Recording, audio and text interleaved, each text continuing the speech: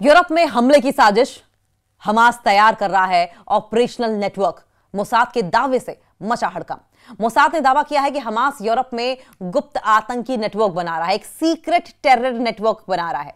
और इस बीच Germany, Austria में हथियारों का जखीरा भी मिला है।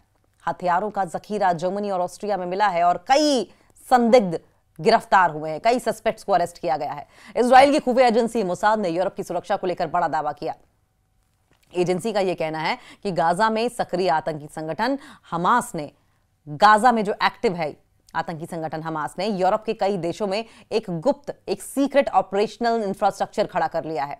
यह इंफ्रास्ट्रक्चर, यह ढांचा इंटेलिजेंस यूनिट, खुफिया इकाई की तरह काम कर रहा है और पिछले कुछ महीनों में इसकी एक्टिविटीज, इसकी गतिविधियां बढ़ी हैं। मोसाद ने यह भी बताया कि यूरोपीय एजेंसियों के साथ मिलकर कई योजनाएं पहले ही नाकाम की जा चुकी हैं। जर्मनी और ऑस्ट्रिया की सुरक्षा एजेंसियों ने संयुक्त कार्रवाई के दौरान कई संदिग्धों को पकड़ा है।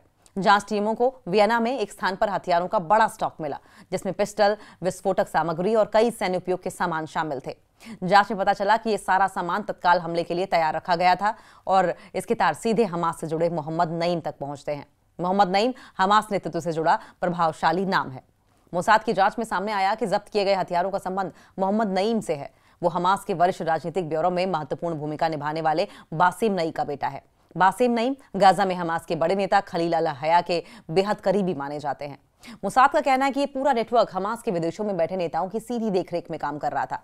कतर कनेक्शन पर मोसाद का आरोप। इजरायली खुफिया एजेंसियों ने दावा किया कि कतर में मौजूद हमास के शीर्ष नेताओं ने यूरोप में चल रहे इन ऑपरेशनों को समर्थन दिया है।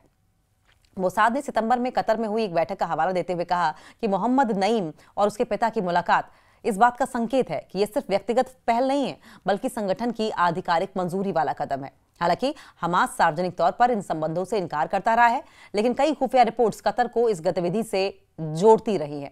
तुर्की से भी संचालित हो रहा है ऑपरेशन। मोसाद के अनुसार यूरोप में सक्रिय इस नेटवर्क का एक हिस्सा तुर्की से भी जुड़ा हुआ है। जर्मनी में नवंबर को बुरहान अल खतीब नाम के एक व्यक्ति को गिरफ्तार किया गया, जिस पर आरोप था कि वो लंबे समय से तुर्की में हमास से जुड़ी गतिविधियों को आगे बढ़ा रहा था। तुर्की पिछले कई सालों से हमास के लिए एक अहम ठिकाना माना जाता है और यूरोपीय एजेंसियां वहां से जुड़े नेटवर्क पर लगातार नजर रखे हुए हैं।